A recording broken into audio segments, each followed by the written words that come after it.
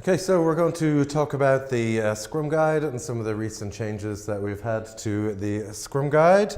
They've been made very recently this year, so this is the Scrum Guide 2013 that we'll be talking about today. And there are 6 major changes to it, or minor changes, however you want to view that. And we're going to just go through them one by one. And we'll get through this pretty quickly. The first thing that they talk about is a lot of the artifacts that you find in Scrum and the need for them to be completely transparent. And of course, one of the major artifacts that you have is your product backlog, filled up with stories, and these should be transparent anyway. And wherever possible, we make sure that everybody knows what's in the product backlog, everybody knows what's coming up. The top stories near the top of the product backlog are all fairly well defined and refined. So this is your product backlog.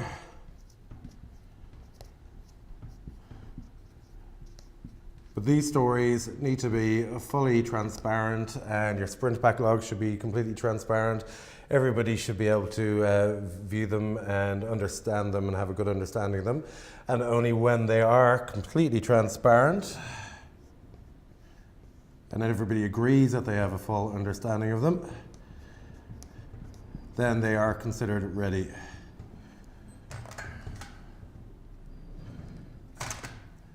And they can be brought into your sprint planning.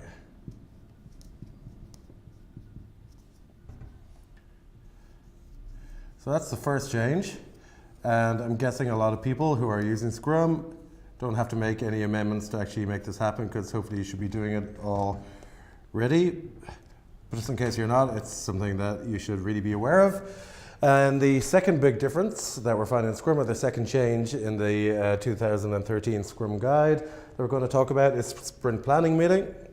And this one is quite different.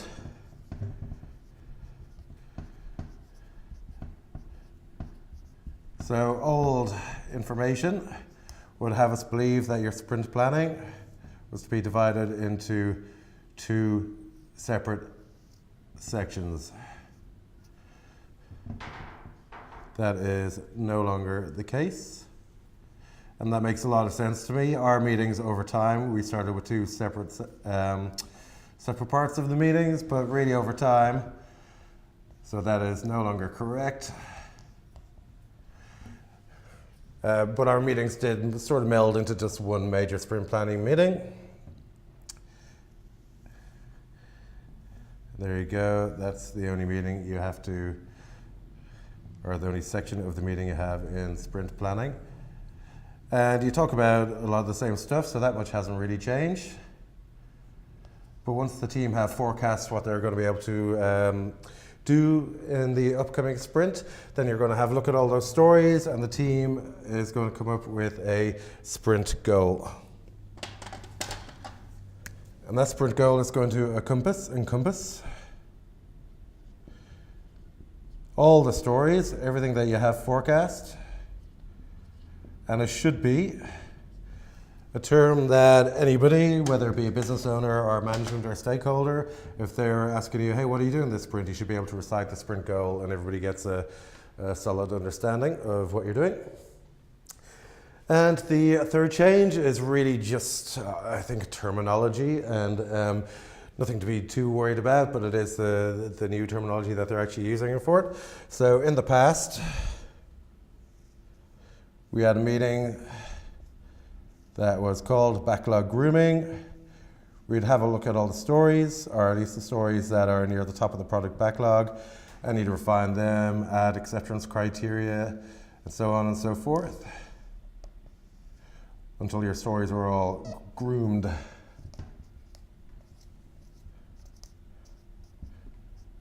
So this is no longer the term we use. Now we are using the term refined.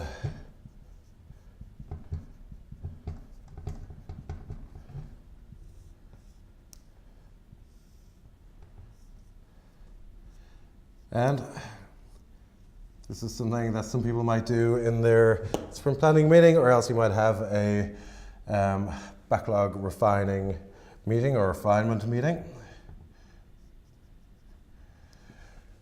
And when all your stories are refined, again, as I've mentioned before, they should lead you to a point where those stories are then ready.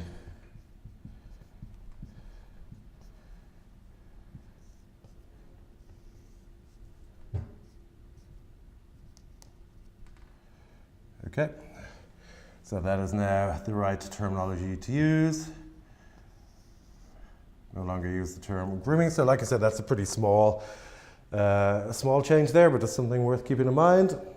And the fourth change we have is, again, I think a pretty common sense one, and it's something that we do here at Boost anyway, I don't imagine most people do, but it's just something that's maybe been made explicit in the Scrum guide now. So everybody knows that your meetings in Scrum are time-boxed,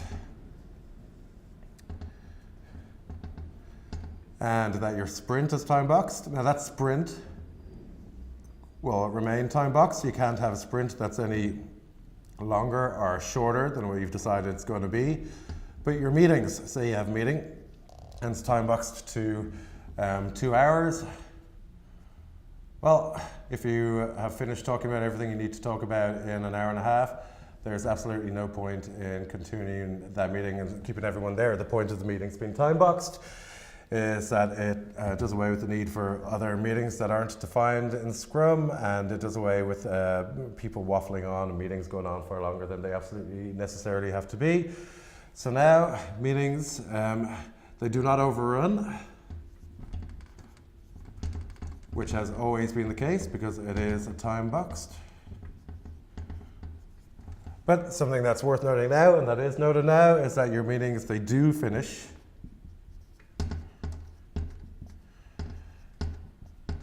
when they're actually completed.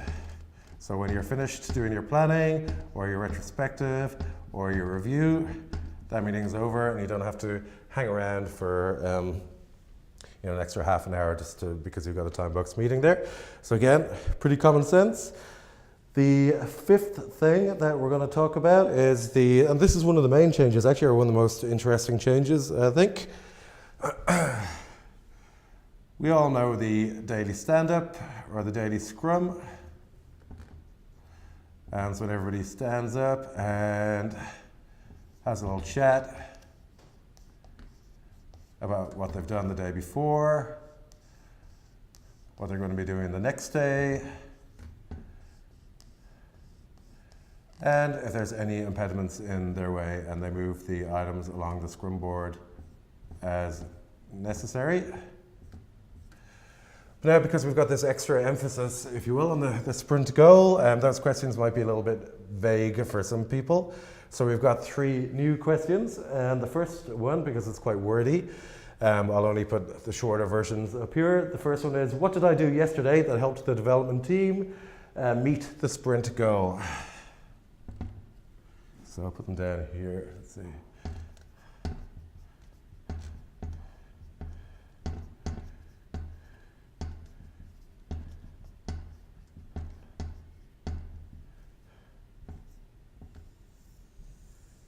Okay, so it's kind of the same question, but it's really making sure that the person who's answering it is keeping it within the bounds of the sprint goal and what they've done to actually further the stories towards that sprint goal.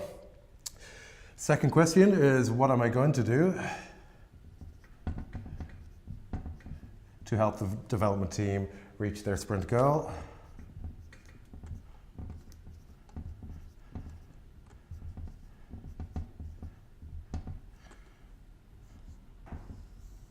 And again, it's quite wordy, and I'll just give you the exact wording as stipulated. What will I do today to help the development team meet the sprint goal? And the very last question, again, very similar to the, do you have any impediments in your way? But this time the exact wording is, do I see any impediment that prevents me or the development team from meeting the sprint goal?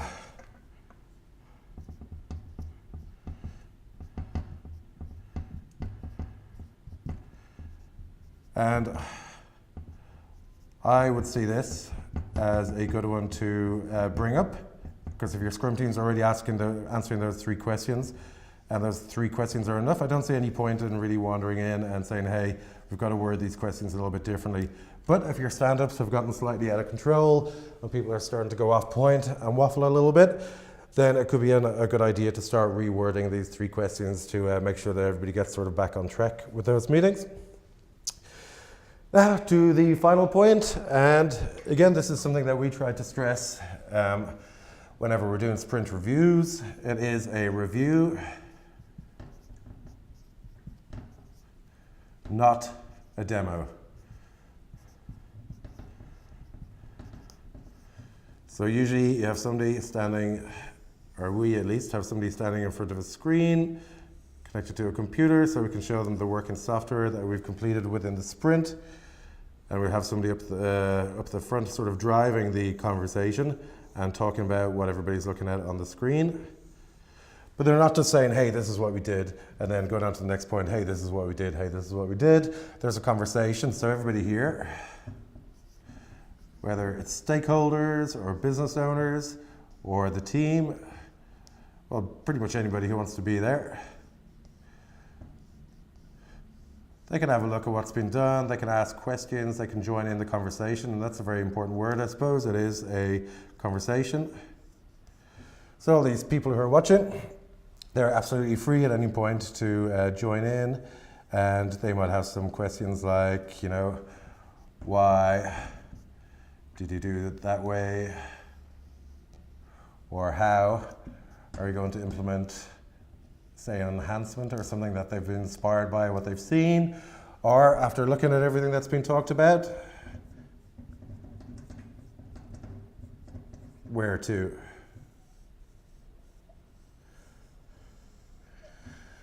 And these questions might inspire stories that go into sprint planning, or even some stuff that might go into the retro, but it's absolutely a conversation with everybody there.